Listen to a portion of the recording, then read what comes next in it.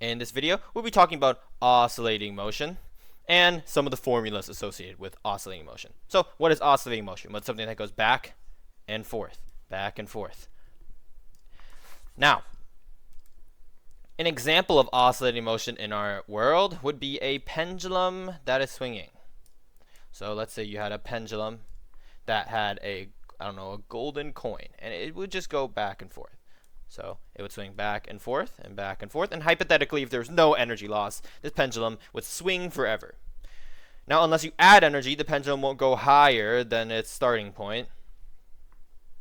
But if you just leave it alone, in a universe, no friction, no air resistance, none of that, just this pendulum and just its swinging, then it would go on forever. Another example of oscillating motion that we all love and know, and it brings life to our world, is the sun. So the sun oscillates. Not the sun itself, but the daytime cycle oscillates. And you can represent this with a graph, specifically with a cosine or a sine wave. And each part of this cosine wave, let's say this x-axis represents time, and the y-axis represents the amount of day there is. Okay, so if you're in the negative, then you're in the nighttime, and if you're in the positive, you're in the morning. So you can represent all this motion, this daytime cycle, with a graph, with a cosine wave. And something else you can do with it is, well, springs. Springs have oscillating motion, and that's what we're going to be mainly talking about inside of my oscillating motion series for my physics videos. So let's say there's a spring, and this spring hypothetically was holding, if it held onto, let's say, a box here that weighed 5 kilos, if the spring went in this direction, it wouldn't bounce off the wall. The spring would go would stretch into the other direction. Right? So it would just go back and forth like this. So technically there's no wall here. This is just something holding the spring, and the spring just passes right through it. Same for the block. Now, if you were to describe the position of this block, let's say this was in the positive x side, this was in the negative x side. If you describe the position of this block as a cosine function,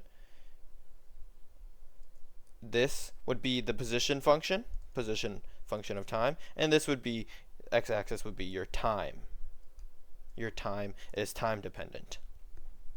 Now, at the beginning, the cosine wave at time equals 0. Your cosine wave starts off with some x value of, let's say, amplitude. Let's say at the peak this wave is y equals, or x of t equals 5. So let's say it's at 5 meters high. That means this spring is at a distance of, this block, is at a distance, or the spring is stretched 5 meters. So this graph can represent that, and if you bounce towards the other side, let's say the block goes towards the other side at 5 meters. Well, technically this is in the negative x position. So depending on the stretching values of your cosine function in this case, then you're going to have a different value for when this reaches negative 5 here. But the reason why this reaches negative 5 is because if there's no energy loss, the spring will launch kinetic energy into the direction to the left, and then that kinetic energy is going to slowly turn into spring potential energy. As the spring stretches and stretches more, it's going to resist the movement of this 5 kilogram block, and it's going to start the cycle over again. Pull this block again over to this side, and then the spring will pull it over again to the left side. And this graph has different components. Well, what are the components of it? As I've already mentioned, the amplitude is one of the components, and the amplitude is just the highest peak of the graph. So amplitude won't always be at t equals 0. The amplitude can be at, a graph that looks like this. It can start off low and then continue on high. So the amplitude would be at maybe t equals 2 here, right? But t equals 2 is just a made-up number. Don't get that confused. So the amplitude is just the highest in this case for the springs, the largest distance that the spring stretches on either side. Now, how about frequency? Well, the frequency is something a little different. The frequency is the time it takes for a full wavelength to travel.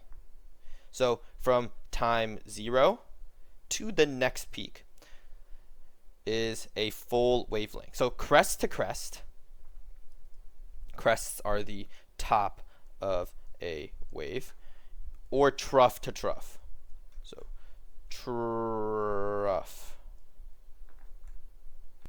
Oh, I spelled it wrong. No H. So a trough is T-R. Let's erase the H. T-R-O-U-G-H. So basically the distance from trough to trough, or the bottom parts of the wave, or crest to crest, is an entire wavelength. And the time it takes, so the time it takes to go from here to here is your period, T. You can calculate your frequency by dividing 1 over your period. So your frequency tells you how many wavelengths you go through every single second.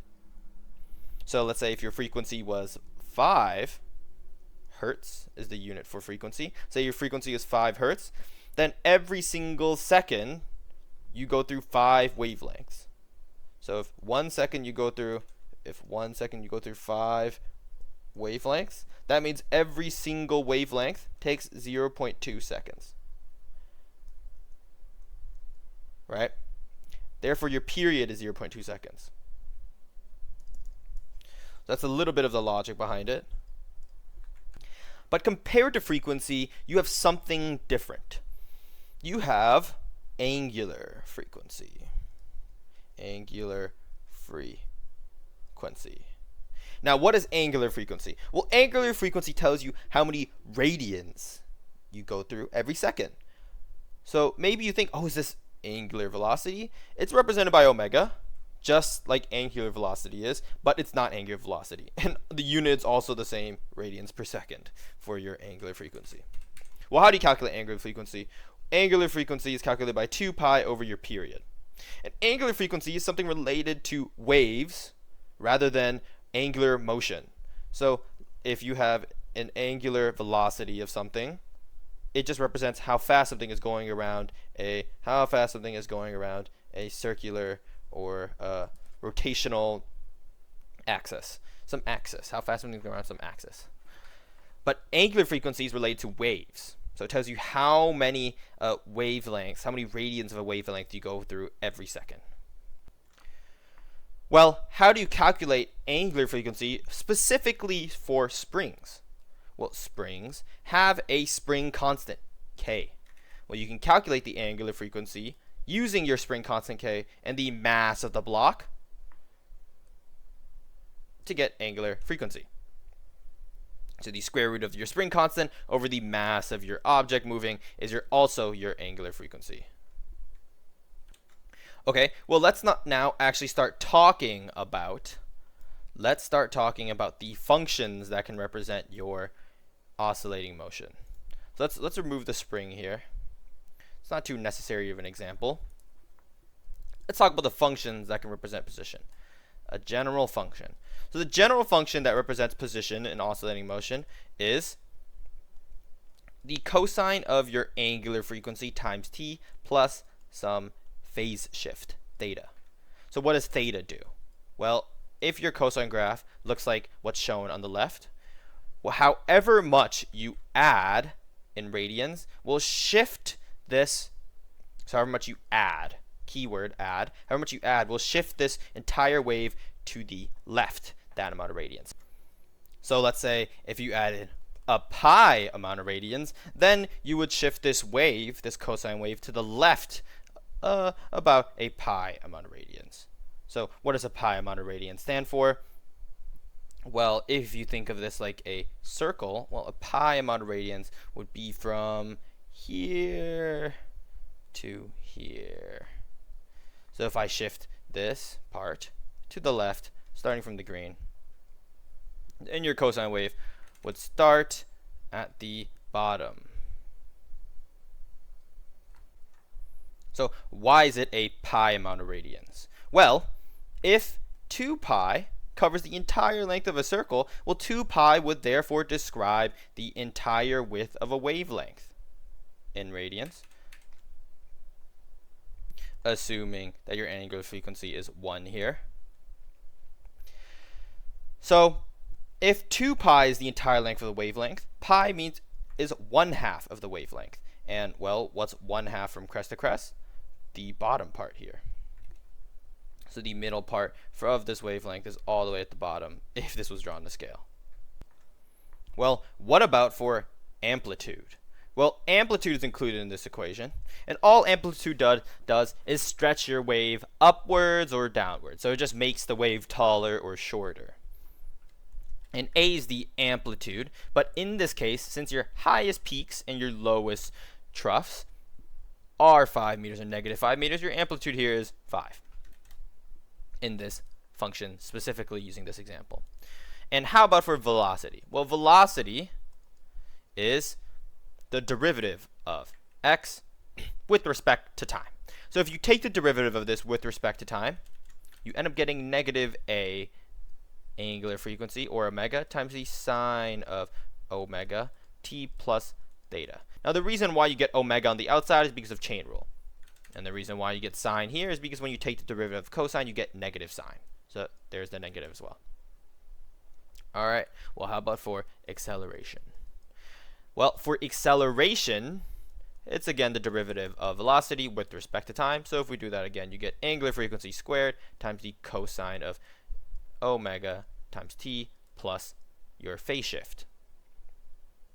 All right, so we have all the components of our functions of oscillating motion.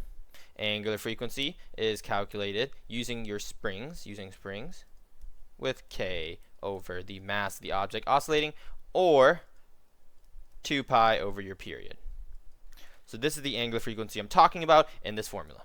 And in doing so, using these, you can calculate acceleration, velocity, and the position of your block on a spring, or anything oscillating, matter of fact. So a quick detail that you also need to know is that at the peaks of position, technically your velocity is at 0. So if a spring was pulling a block and it stretched all the way to the left, for just this a slight moment at the peak, the block is still, where the kinetic energy, or the force of the block moving to the right, and the spring pulling to the left are even. Now, your spring will win in the end and pull the block back to the left in this case, but velocity will be 0 at the peaks. Now, how about for energies? Well, energy isn't really calculated the same. Kinetic energy in this case isn't really calculated the same with springs. You can calculate your kinetic energy with a spring using 1/2 k times the amplitude squared times sine squared of your angular frequency times t plus your phase shift. So this is how you calculate your kinetic energy of your block at that moment. Well, how do you calculate your potential energy of some block on a spring? We use your spring constant again, times a squared times the cosine squared this time. So potential energy, kinetic energy, pretty damn similar, both with sine and cosine. Now, how do you calculate the total energy? Well, the total energy is your kinetic plus your potential. So if you add these two together, you can actually factor out 1/2 ka squared, since those are both similar terms, and leave off sine squared, angular frequency times time, phase shift, plus cosine squared, blah, blah, blah, blah. So this is equal to kinetic energy plus potential. So what's sine squared plus cosine squared? Just 1. So your total energy is just equal to the term that you factored out, which is 1/2 ka squared. Now, one last thing related to oscillating motion, and it's a formula useful for pendulums. So the angular frequency of your pendulum motion is just your gravity divided by the length of the string. or the rope, whatever you're holding your pendulum up by. So let's try to draw a model right here. So let's say your pendulum looks like so. That means your length is the length of the string holding up whatever you're swinging around, and g is just gravity. Now don't I thought I messed up with g on a test before. I used g as the mass of the object. So I thought it meant grams, right? So I calculated the grams of an object, and then I got like an angular frequency of like 50,000 on my problem. So don't mistake in this. This stands for gravity. And if you're on planet Earth, gravity is 9.8 meters per second squared. So, as always, if you have any questions, put it on the comment section.